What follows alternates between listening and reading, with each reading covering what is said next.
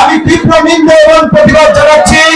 গণচিপা থেকে আজকের এই সমাবেশে আসার পথে আমখোলা সহ দুই জায়গায় যে আমাদের নেতা কর্মীদেরকে বাধা দেওয়া হয়েছে, আমি অনতিবিলম্বে পটুয়াখালী জেলার পুলিশ সহ প্রশাসনকে অনুরোধ করব, এই যারা সমাবেশে আসতে বাধা দিয়েছে নতুন ফাঁসিবাদী শক্তি, এদেরকে চিহ্নিত করে এদের বিরুদ্ধে ব্যবস্থা নিন।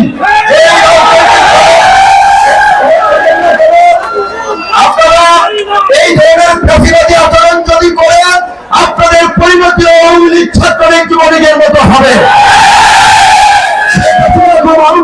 বলেছিল, আমি শেখ মুজিবের কন্যা, আমি দেশ ছেড়ে পালাই না, কিন্তু এই দেশের জনগণ যখন রাস্তায় নেমে এসেছে, শেখ হাসিনা ঠিকই রাস্তায় থেকে পালিয়েছে। গত দেড় দশক ধরে ফাঁসিবাদের বিরুদ্ধে আন্দোলন হয়েছে, সরকার বিরোধী আন্দোলন হয়েছে, রাজনৈতিক দলের নেতা কর্মীরা আন্দোলন করেছে, শেখ হাসিনার পতন ঘটাতে পারেন নাই। ছাত্র জনতা সাধারণ মানুষ যখন রাজপথে নেমে এসেছে, বুলেটের সামনে দাঁড়িয়ে গেছে, তখন শেখ হাসিনা এবং স্বৈরাচারের পতন হয়েছে। গত ৫৩ বছরে এই দেশের মানুষ অনেক স্বৈর শাসক, অনেক ভোটাধিকার হরণকারী, ভোট ডাকাত, প্রাচীর শক্তিকে দেখেছে।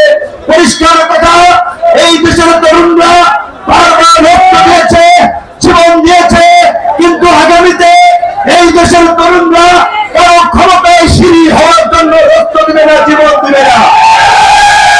এই দেশের তরুণরা কারো লাঠিয়াল বাহিনী হওয়ার জন্য জীবন দেবে না, রাজপথে আসবে না।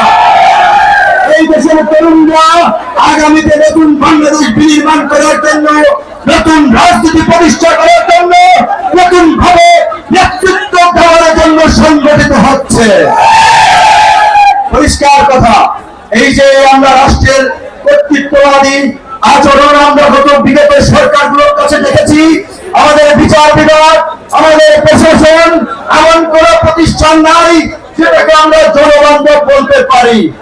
আজকে গণমাধ্যমের ভাইরা কেউ ভালো করেই জানে, খবর প্রকাশ করার কারণে তাদেরকে লাঞ্ছিত হতে হয়, অপমানিত হতে হয়, হামলার শিকার হতে হয়।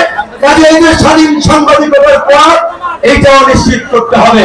বিচার বিভাগের স্বাধীনতা নিশ্চিত করতে হবে, জনবান্ধব প্রশাসন গড়ে তুলতে হবে, নতুন রাজনীতি গড়ে তুলতে হবে। তার জন্য এই ছাত্র জনতা কাজ করবে। এই রাষ্ট্রের সংস্কারের জন্য আমরা যেটা দেখতে পাচ্ছি, অল্প এই কিছুদিনের মধ্যেই শেখ হাসিনার স্বৈর শাসনের পতন হলো।